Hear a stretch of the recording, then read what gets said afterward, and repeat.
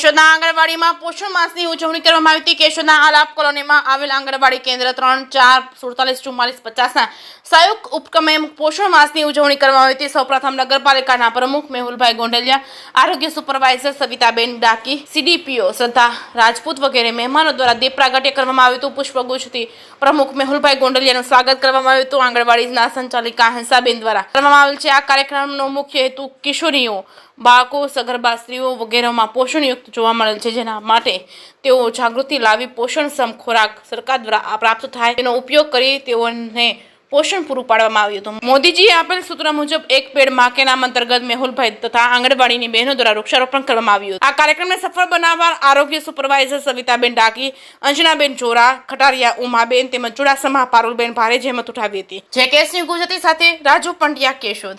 2024 પોષણ માસની ઉજવણી કેન્દ્ર નંબર 3, 44, 4 અને 37 ને 50 આ અમે મળીને 5 કેન્દ્રની ઉજવણી કરી છે પોષણ ટેકરની।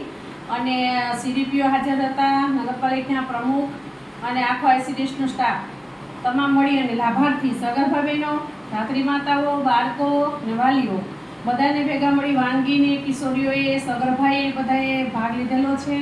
અને આજનો પ્રોગ્રામ અમારો સુપોષણ માટેનો હતો અને કિશોરીઓનો અને સગર્ભાને અને કિશોરી બાળકોને જાગૃત કરવા માટેનો હતો। કેમ કે અમારા પોષણ ટેકરમાંથી અમારે આંગલ આઈસીડીએસમાં આવતા બાલભોગ, પૂર્ણાશક્તિ અને માતૃશક્તિ એનો કેવી રીતે ઉપયોગ કરવો એના માટેના સમજૂતી આપેલી છે અને સહ મળી અને વૃક્ષારોપણ કરેલું છે। અને તમામે તમામ આંગણવાડીના બાળકોને, લાભાર્થીને બધાને વચન ઉત્સવ કરી અને અમે વિદાય કર્યા છે। જય હિન્દ, જય ભારત।